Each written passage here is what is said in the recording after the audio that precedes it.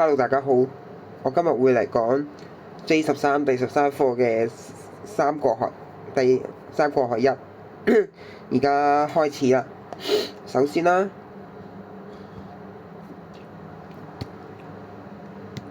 好簡單嘅啫。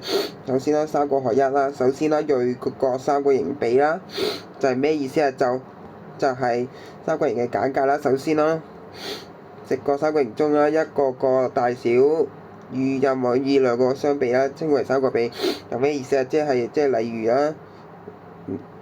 啦，例如 x 二乘 y 啦，假設 y x s y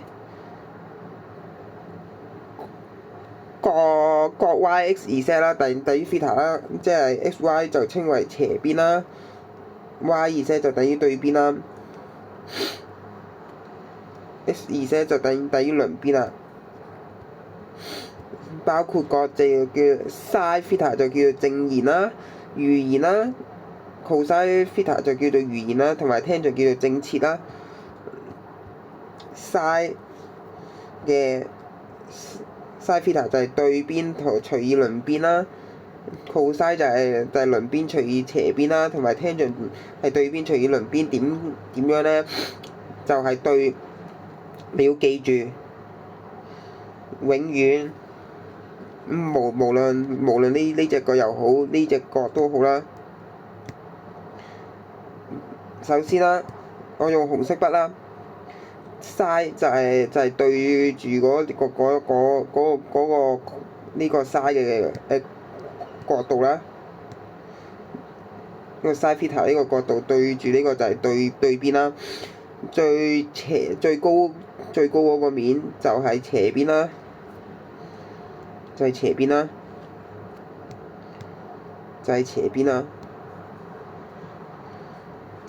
啦，跟住啊，用藍色筆啦，紅色筆呢個就係 sin theta 啦，用 sin 㗎啦，藍色筆啦，斜邊啦，鄰邊同埋斜邊啊。鄰斜啊嘛，呢個就係 cos theta 啦。最後一個用綠色啦，就係鄰對鄰啦，呢個就係用 tangent 啦。你記咧就記3個字就得㗎，對鄰斜呢3個就得㗎啦。你記得就得㗎啦，唔使記埋個邊嘅。sin theta 就係對斜啦、鄰斜啦，同埋對鄰啦。首先就係 sin cos tangent 啦，對斜、鄰斜同埋對鄰就係咁樣記啦。記嗰4個 number 啦，記嗰4個符號啦，記嗰4個啦，對斜、鄰斜啦。同埋對鄰啊，呢6個字啦，呢6個你記唔到冇問題嘅，你睇圖啦就得㗎啦，睇圖就得㗎啦，總之睇圖就得㗎啦，總之就正弦比啦 ，B 正弦比啦，就係對於銳角嘅直角三角形啦嘅斜邊相同啦，不受佢嘅大小影響啦。且佢稱為 theta 嘅正弦比啦，就寫成 sin theta 啦。sin theta 就係嗰個 theta 嘅對邊啦，除以斜邊啦，就意思即係對斜啦。sin 就係咁樣計啦。首先呢個點樣計啊？首先 A part 呢個好簡單啦 ，sin theta 就等於對斜啊嘛。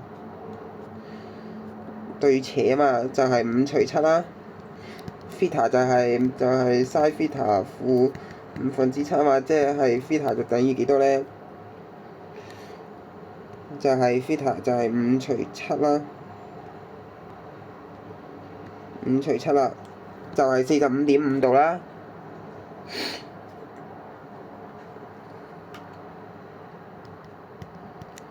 佢話要你揾個值啫嘛。要你揾個 sin theta 嘅值啫嘛。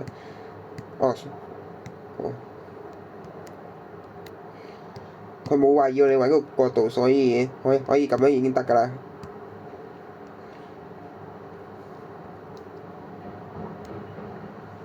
咁樣已經攞滿分啦。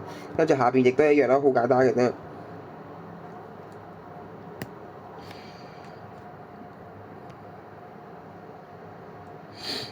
咁樣好簡單嘅啫，又係啦，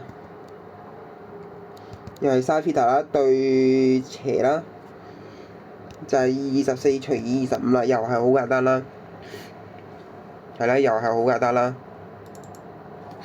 跟住下邊啦，準確至三位有效數字啊嘛 sin theta 寫阿嚟算㗎啦，就82啦，0.3位有效數字啊嘛，0.990啦。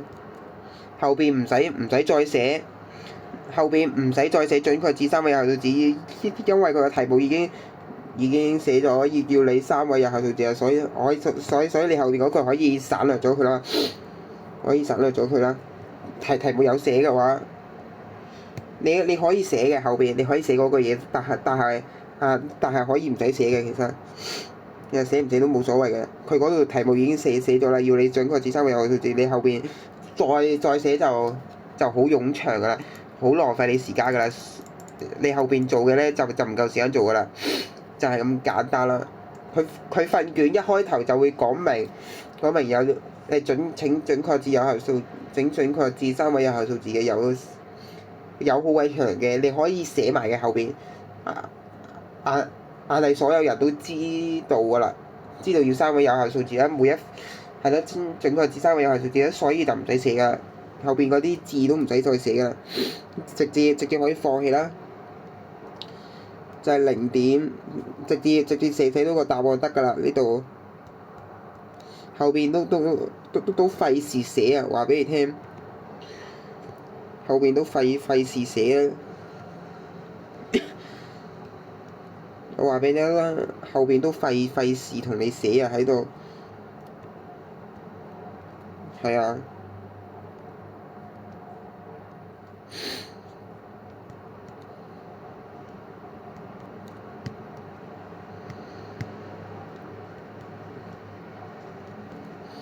後邊都費事同你寫啊，寫嗰句準確至三位有效數字，費事寫。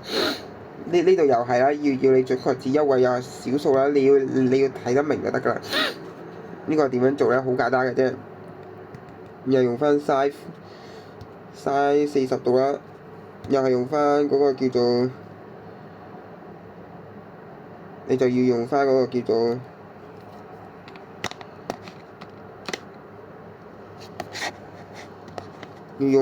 叫做對斜啦，就係 x 除27啦，跟住就 x 就等於17 sin 40度啦，乘啊嘛，乘去嘛，17 sin 40啊嘛，佢係一位小數啊嘛，準確至一位小數，即係10.9啦，x 就等於10.9啊，就係咁簡單啦。後邊嗰句嘢又唔使寫嘅，唔好寫，唔好浪費你時間。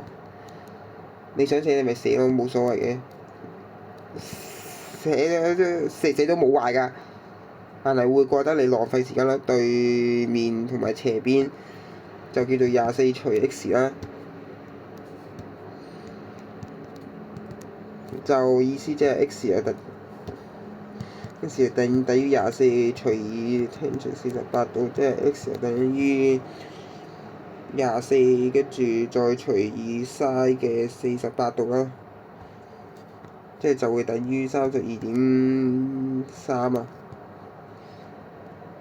就係咁簡單啦。咁就係鋭角啦。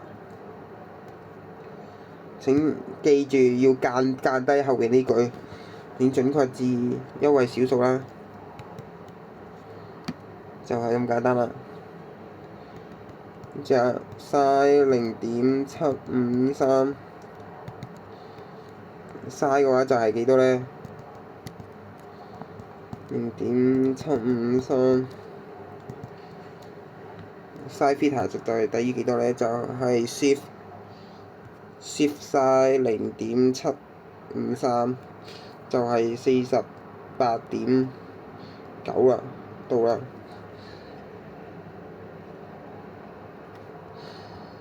跟住B part 啦，B part 呢個仲簡單啦，就係 size 負1到9/9啦。跟住佢就會計到係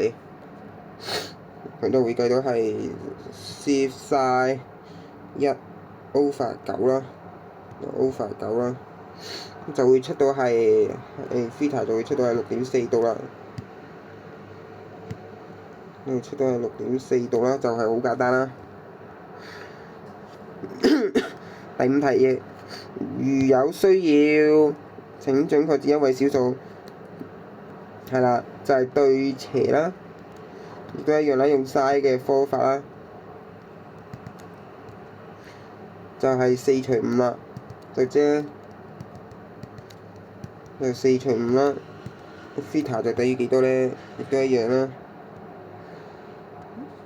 4/5啦，就係53.1啦。4/5，其實冇咩問題嘅。跟住啊，就到第 A part 啦。跟住就到 A part 呢個 B、C 呢個好簡單啦。跟住咧，佢話係啦。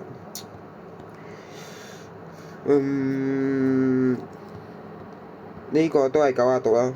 呢個都係90度嘅話，簡單啦，就用翻嗰個對斜啦，就好簡單啦。求 BD 啊嘛，30度，跟住等於對 BD，跟住除以4啦。跟住 BD 就等於4 sin 30度啦。4 sin 30度即係2啊。BD 就等於2啦。呢度等於2嘅話，佢問你個 BCD， 佢問你呢隻角等於幾多？你切其實寫唔寫呢個 BCD 都冇所謂㗎啦。sin 個 BCD 即係等於幾多啊？等於對呢度啊嘛，呢度對斜啊嘛，搞掂。2/3，所以就係個 BCD 啦。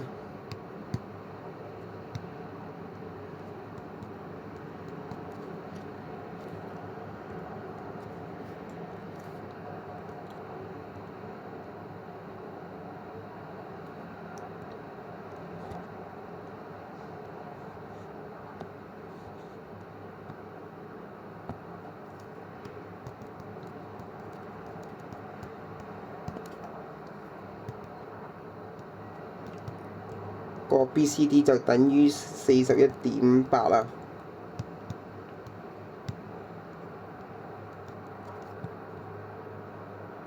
佢話必須要準確至3位有效數字啊嘛。如有需要嘅話，要3位有效數字啊嘛。即係寫翻單位先啦，最緊要就係寫翻單位先，最重要就係寫翻單位就得㗎啦。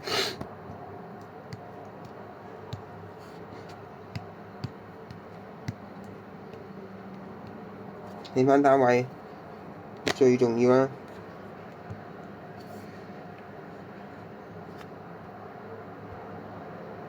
轉完咗先。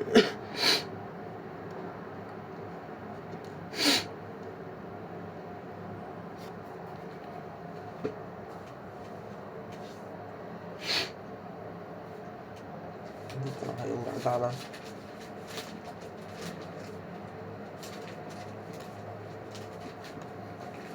應該都好快嘅啫。應該20分鐘都唔使又講得完㗎啦，呢份嘢應該如無意外應該係啊。如無意外應該係㗎啦。如無意外應該係嘅。跟住就到啦，到斜邊啦，亦都一樣啦。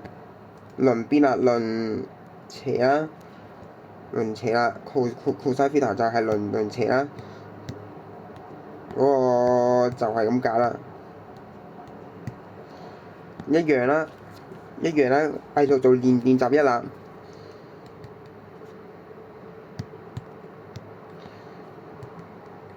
死埋啦，對斜鄰斜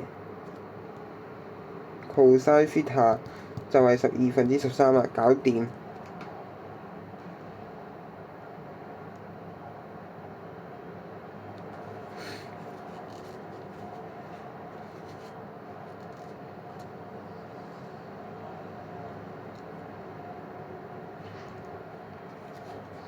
係啦，係12/13啦。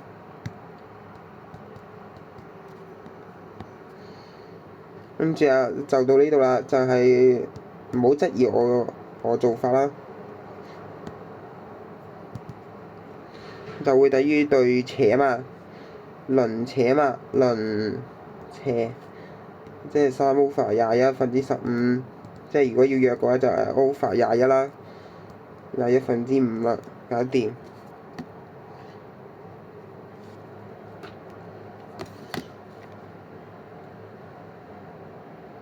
等我做機器。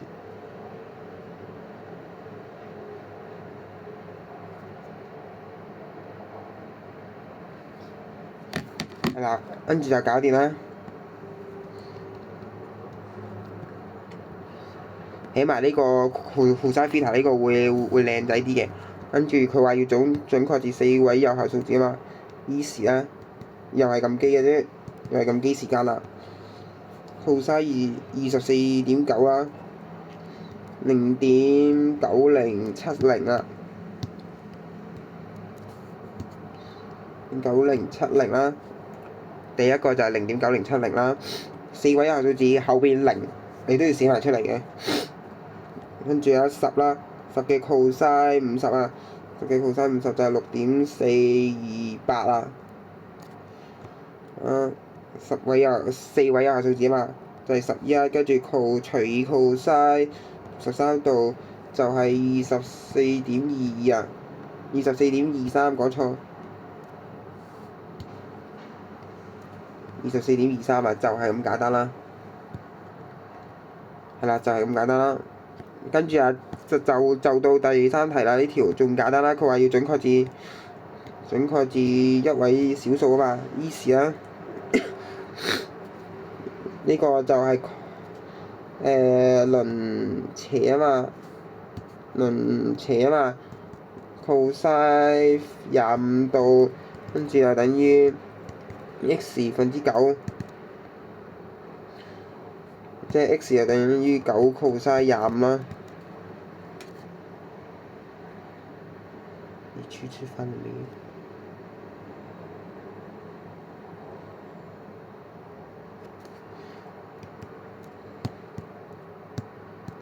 跟住啊 x 就等於幾多呢？就係9 cosine 25啦，就係佢話要準確至一位小數啊嘛，即係8.2啦，搞掂8.2啊 ，x 就等於8.2啦。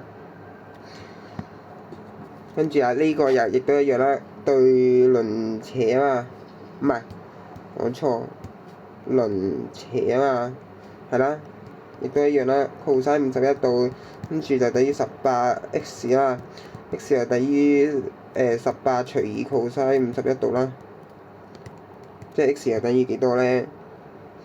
即係18除以 cosine 51， 51咯，就係28.6啦。嗱，小數搞掂。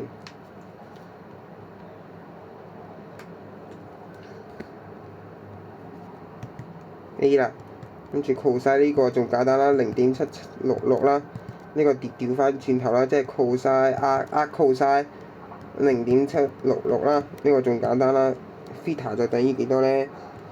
就係 cosine 0.766啊。就佢話要準確至一位小數啊嘛，準確至一位小數就係40.0啦，到啦，就係咁簡單啦。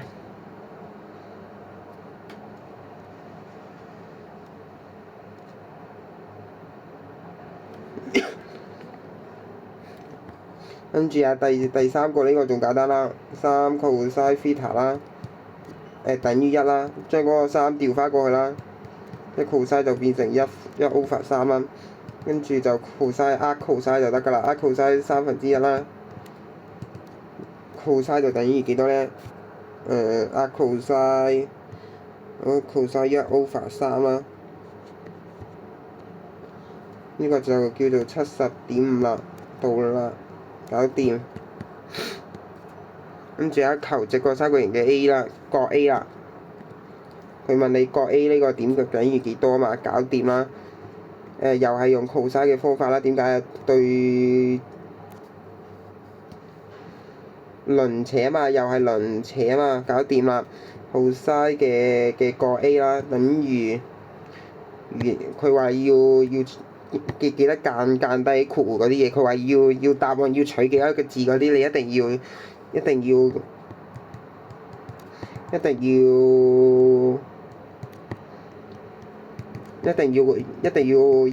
取啱啦個答案。如果你唔小心你取咗，佢話個答案請取自3位有效數字嘅，請取自3位有效數字嘅，跟住你冇取到3位有效數字，跟住你睇咗係唔係？請取自兩位小數嘅，跟住你睇2位小數嘅，跟住你取咗1位小數嘅，咁樣你又錯啦，成條式你個答案啱都冇用㗎，咁樣都會俾人扣咗你答案分已經冇咗啦。你更加你冇寫步驟咧，佢唔會俾分你咯。你冇寫步驟咧，佢唔係你冇寫步驟咧，佢成題唔會俾分你㗎。考試係咁㗎，所以咧，你一定要睇清楚，如有需要請取自1位小數。你考試如果你唔記得咗嘅，你直接喺隔離，你寫完個答案之後，你寫準確至咩1位小數，唔寫，佢唔會話你錯咗，就得不償失㗎啦，錯咗就得不償失㗎啦，就係咁簡單啦。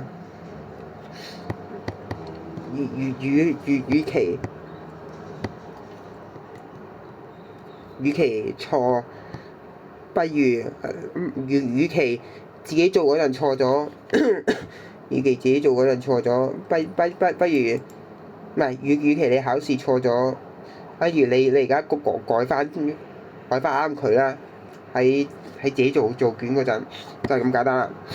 A B C 啊，A B C 求 A B C 啦，好簡單嘅啫。就係對斜啦，cosine 好簡單嘅啫，cosine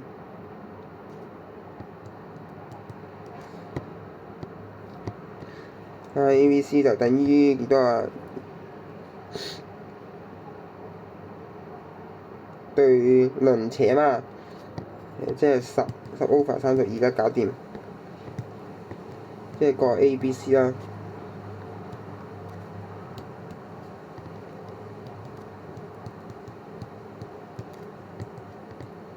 個 ABC 搞掂，即係 shift cosine 10 over 32啦。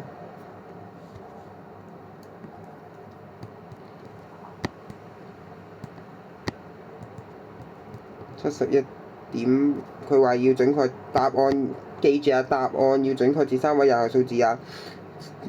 即係71.8啦，答案就係佢冇講你都一定係準確至有效數字3位有效數字嘅。其實自然自己做得多咧，唔使人哋提咧，佢唔使人哋提咧，個答案你都會知道係準確至3位有數字㗎啦。到 B.D 啊，B.D 呢條簡單啦。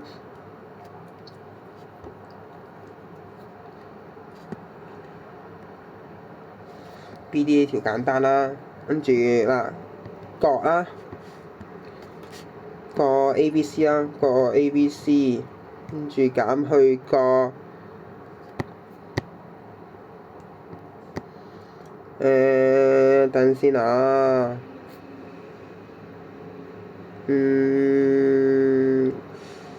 個 ABD，個 ABD，跟住再加一個幾多啊？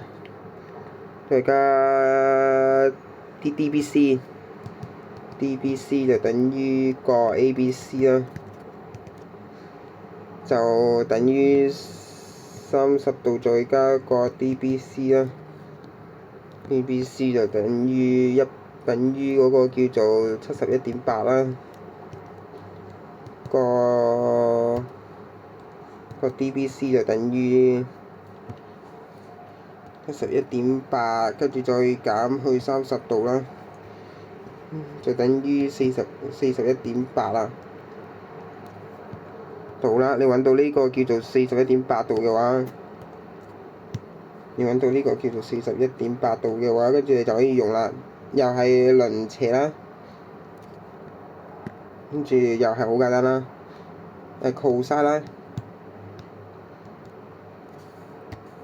，cosine theta 啦，cosine theta 唔係 cosine 嗰個幾多啊？cosine DBC 啦，C 就等於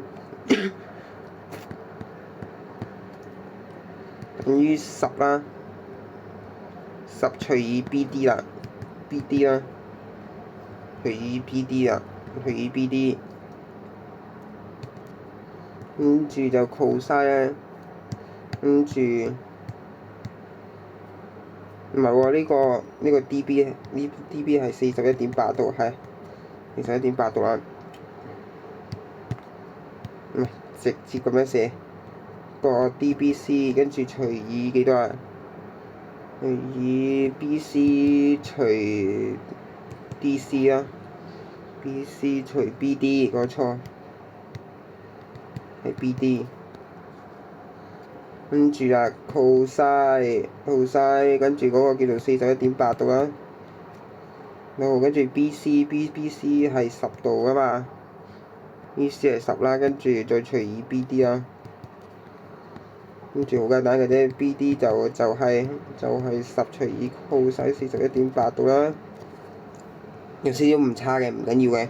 其實你計出嚟，你上面用咗三位數字，同埋冇用三位數字，直接用嗰條式直接計，係有少少偏差都冇問題嘅，就13.4啦，呢個就係係啦，唔會相差好多嘅啫，相差可能一個位數字嘅啫，可能你係13.4，跟住你無啦啦計到係13.5嘅，都有可能嘅，都冇問題嘅，其實都冇問題嘅，我覺得都冇問題嘅，係啦，都係冇問題嘅，呢個就係 cm 啊，都係冇問題嘅，我覺得 OK 嘅，我可以接受嘅，呢啲誤差就係會接受到嘅，睇你計得啱唔啱啦，睇你上面代嘅數係咪代得係咪代上面個數代寫落去係咪計啱啦？如果你上面計嘅數，我撳機撳到係13.4喎，跟住你寫係寫13.5喎，跟住你咪錯咯，所以咁樣嘅就唔可以接受。但係你上面計落嚟，除嗰個數係真係13.5喎，除完之後，我就會俾你㗎啦，就係咁簡單啦。到 tangent 啦，tangent 又係對邊除鄰邊啦，對鄰搞掂。tangent 就係對鄰啦，搞掂，係咪好簡單呢？係啦，就係好簡單啦。跟住又係一樣啦，要你揾 tangent 嘅 theta，同埋要你揾呢兩個啦，簡單啦。tangent 呢個對鄰啦，3/5啦，cosine theta 唔係 tangent 啦，tangent 呢個就係對鄰啦。就5 over 3啊，搞掂。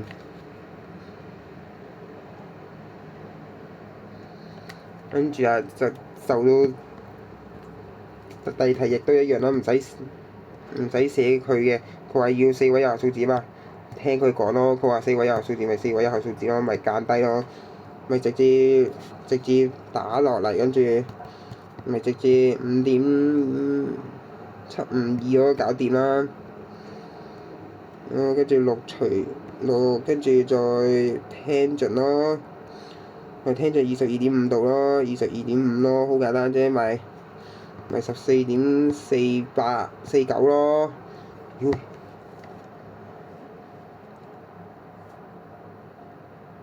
佢話準確至4位有效數字啊！佢話準確至4位有效數字啊，唔係4位啊，4位有數字就係咁樣啦，就係咁簡單啦。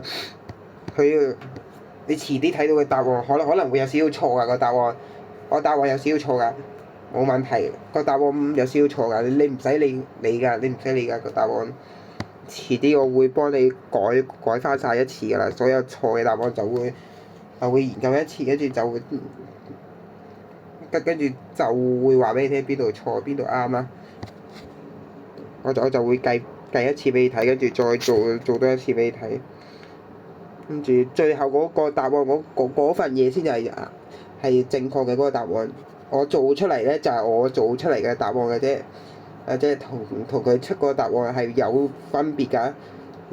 我都會教埋你個隔離嗰個例子嗰啲點樣做啦。我就會嗰陣就會一次過講晒俾你聽㗎啦，就係咁簡單啦。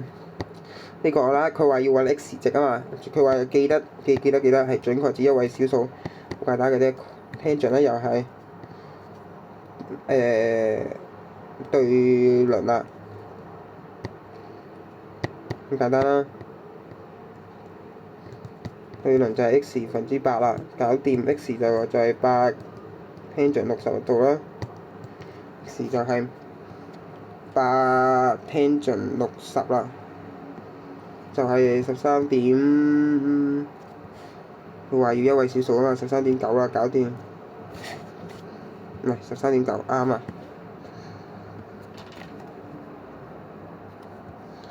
呢條仲簡單啦，B part 啊，呢條仲簡單啦，又係聽盡啦。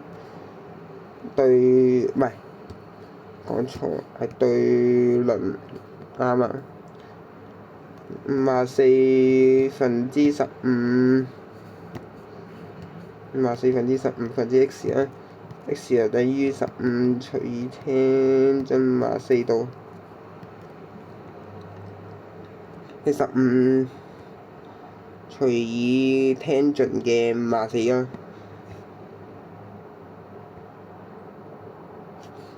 即係個答案就係10.9啦，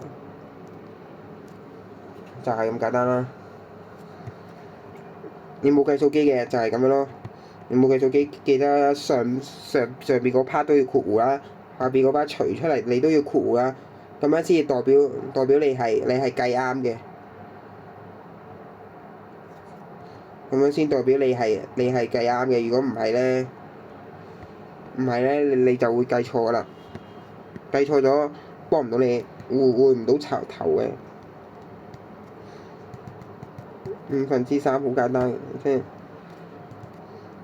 就係聽盡啦聽盡嘅3/5搞掂。聽盡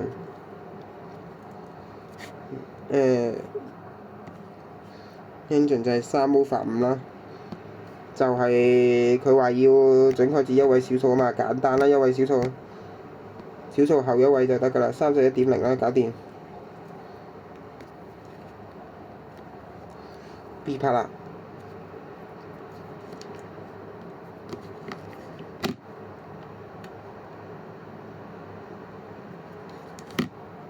B part 呢個仲簡單啦，7聽盡等於10啊嘛，簡單啦。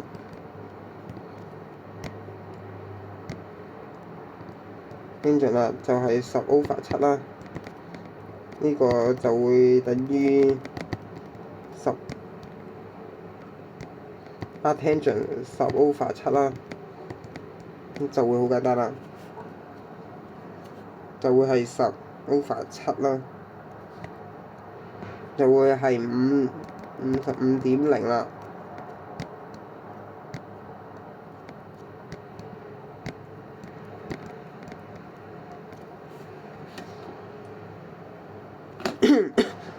呢條仲簡單啦，佢話要揾角 A 啊嘛，呢一條角 A 呢個啊嘛，簡單啦，又係 tangent 啦。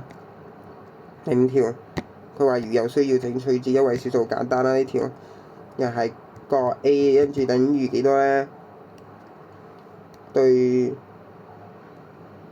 輪啊嘛，搞掂，又係15/23啦，搞掂。角 A tangent -1跟住15/23搞掂。角 A 就等於幾多咧？就係 tangent 15/10/23啦，就係13.1啦，搞掂，搞掂。跟住呢條啦，最後一題啦，我今日講嘅就係最後一題啦。呢個佢話要準確指3個有數字啊嘛，唔使理嘅。佢問你求 SPR 啦，SPR 即係呢一點啊，求呢個啦，求呢一個啦，係幾多度啦？好簡單嘅啫。揾咗呢隻角先啦，呢隻角等於幾多咧？好簡單嘅啫，又一樣，又係 tangent 啦。tangent 個 PSQ 就等於對斜啊嘛，對輪啊嘛，輪咪9/7咯，跟住個 PSQ 啦。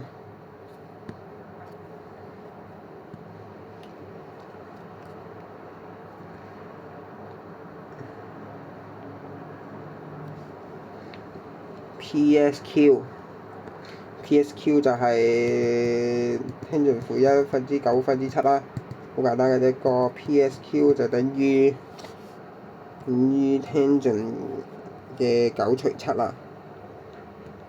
得啦，就佢話要3個有數字嘛，即係52.1啦，又52.1角度啦。跟住揾到呢個叫做52.1啦。其實唔需要咁樣做嘅，其實冇必要咯。其實冇必要咯，呢個其實冇必要咯，其實就冇必要咯。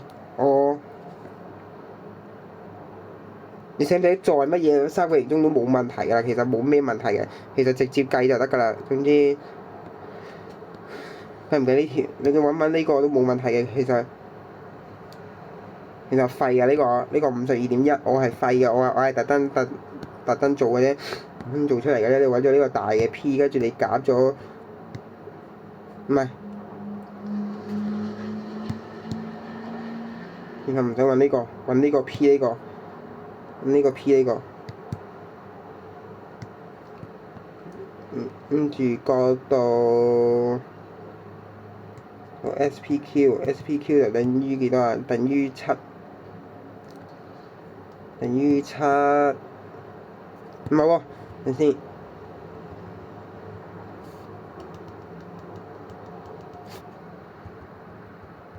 係有啦，諗到啦，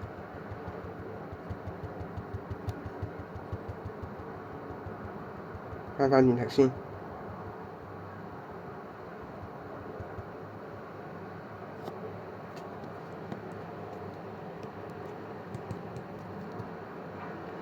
啦，跟住呢一個你可以寫啦，再3個形嘅PQS 中啦，跟住就角度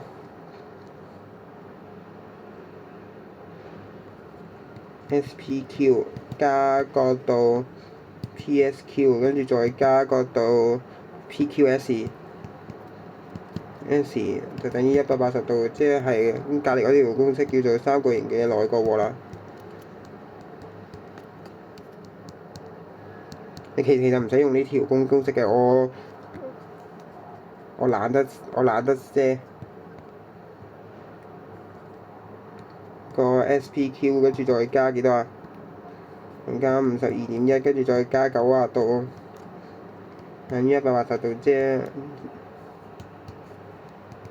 一個 SPQ 啊，就等於180度減去90度，再減去52.1度啦。即係答案就係37.9度啦。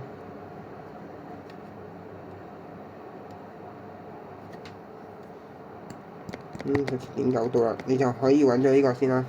跟住啊，再 PQR 中啦，再三角形嘅 PQR 中啦，R 中跟住你會呢個就係幾多啊？就係37.8度啦，唔係37.9度，講錯。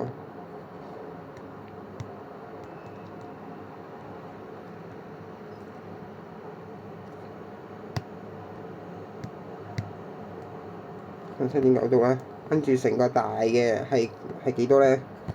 成個大嘅就係又係 tangent 啦 ，tangent theta 啦 ，tangent 幾多啊？RPQ 啦，個 RPQ 啊，個 RPQ 就等於幾多咧？對斜啊，唔係對輪就係7加5，跟住嗰個就係9啦，跟住就個 RPQ 啦，跟住 tangent 啦，上邊就係12/9，即係3/4啦，即係3/4咪53.1咯，簡單啦。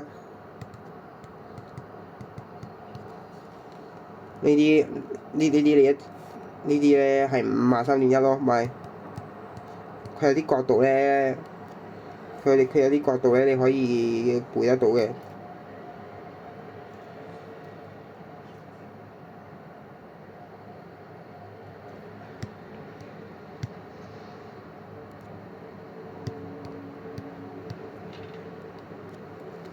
佢有啲角度咧，你可以背咗佢嘅。跟住搞掂啦，跟住你就用嗰個大嗰個減嗰個細嗰個啦，個 RP 唔係個咩咧？個 SPR 啦，再加個幾多啊？個 SPQ 啦，個 SPQ 啦，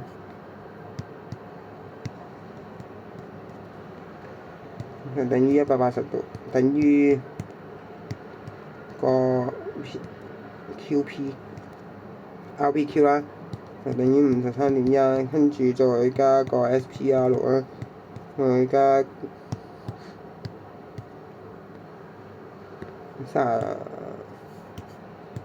37.9度啦，跟住就個 SPR 啦，個 SPR 就等於幾多咧？等於53.1啦，減去37.9度啦。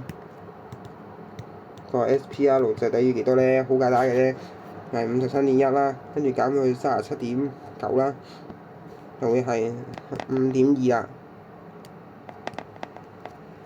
其實同佢係相差少少嘅啫，冇咩問題嘅。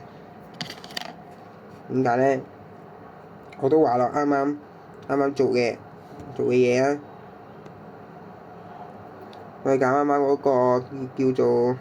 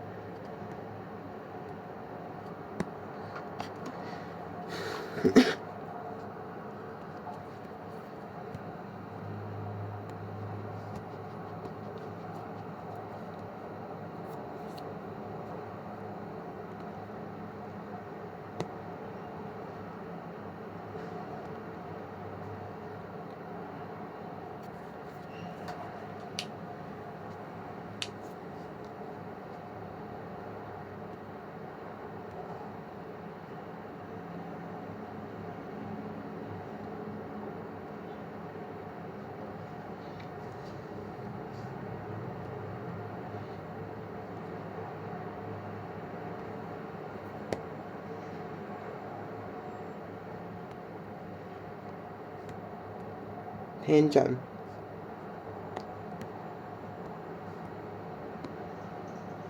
就係15.3咯，答案15.2、15.25啊嘛，亦都可以啊。你亦都可以寫或者15.3都可以嘅，就係咁簡單啦。你而家明點樣做啦？呢條就係咁簡單啦。今集就改咗 J12三角學上半部分，多謝大家收睇啦，拜拜。